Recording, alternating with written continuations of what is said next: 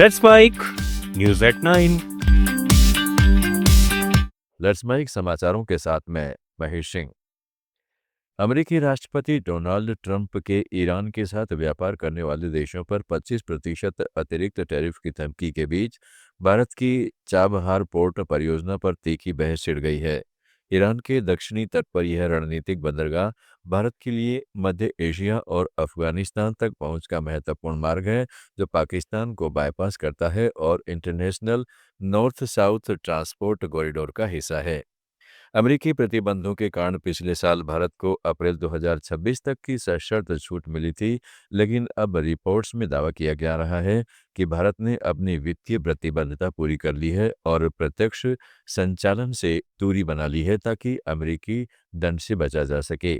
विदेश मंत्रालय के प्रवक्ता रणधीर जायसवाल ने कहा है कि भारत अमेरिका के साथ छूट व्यवस्था को अंतिम रूप देने और ईरान के साथ लंबे संबंधों को बनाए रखने के लिए संपर्क में है, जबकि विपक्ष और विशेषज्ञ अमेरिकी दबाव में भारत की नीति पर सवाल उठा रहे हैं।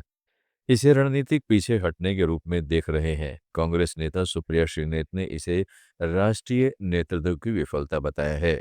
ये सारे सरकारी डायरेक्टर्स ने रिजाइन कर दिया, वेबसाइट बंद कर दी गई। ये अलग बात है कि 1100 करोड़ रुपए इसमें लगाए गए थे जो भारत सरकार के थे, जो आपके पैसे हैं। ये भी अलग बात है कि अगर ये प्रोजेक्ट होता तो पाकिस्तान को बाईपास करके हम सेंट्रल एशिया और अफगानिस्तान तक डायरेक्ट पहुंच जाते। ये भी अलग बात है कि अगर ये प्रोजेक्ट होता तो भविष्य में हमारी एनर्जी सिक्योरिटी सुनिश्चित होती।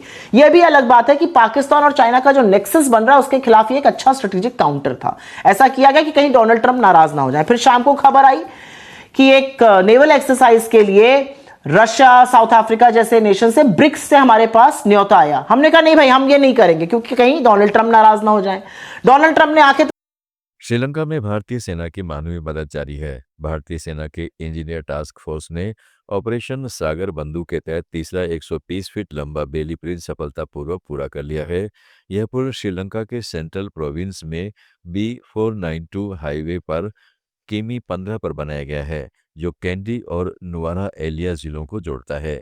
चक्रवात दितवाह के कारण यह महत्वपूर्ण सड़क संपर्क 1 महीने से अधिक समय तक टूटा हुआ था, जिससे स्थानीय लोगों को भारी परेशानी हो रही थी। भारतीय सेना ने कहा कि जाफना और कैंडी क्षेत्रों में पहले 2 महत्वपूर्ण बेली ब्रिज बनाए जा चुके हैं। यह तीसरा पुल चक्रवात से प्रभावित समुदायों की रोजमर्रा की जिंदगी को बहाल करने में मदद करेगा, साथ ही आवश्यक सेवाओं तक पहुंच आसान बनाएगा। Task Force is deployed here in Sri Lanka and has been working in close coordination with Sri Lankan Army and Sri Lankan Road Development Authority to restore connectivity along critical lines of communication. The task force has already constructed 2 Bailey bridges, one in the Kilinochchi area of Jaffna region and second at kilometer 21 near Kandy. So, this bridge is the third bridge constructed by the ETF as part of assistance to local communities. This bridge links 2 key towns of Kandy and Ragala in the central province and serves as a vital lifeline between the Kandy and Nurelia districts, which were cut off for more than a month. America के नए राजदूत Sergio Gor ने भारतीय reserve bank के governor Sanjay Malhotra से मुलाकात की। यह मुलाकात मुंबई में हुई, जहां दोनों ने भारत अमेरिका के बीच सहयोग बढ़ाने के क्षेत्रों पर चर्चा की। खासकर नई state of the art USA technology पर फोकस रहा। ट्रंप प्रशासन के बेहद करीबी माने जाने वाले सर्जियो गोर ने मुलाकात के बाद एक्स पर लिखा कि हमने सहयोग बढ़ाने के क्षेत्र में चर्चा की, जिसमें नई state of the art USA technology भी शामिल है। इससे पहले गोर ने टाटा ग्रुप के चेयरमैन N चंद्रशेखरन से भी मुलाकात की थी। आप सुन रहे थे let's mic more than radio. Follow कीजिए हमें हमारे सोशल मीडिया प्लेटफॉर्म्स पर। It's time for news. It's time for More Than Radio.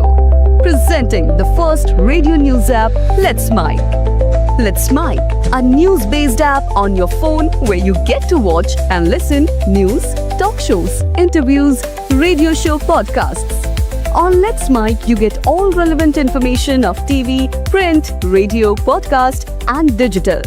Let's Mic talks about every segment of life.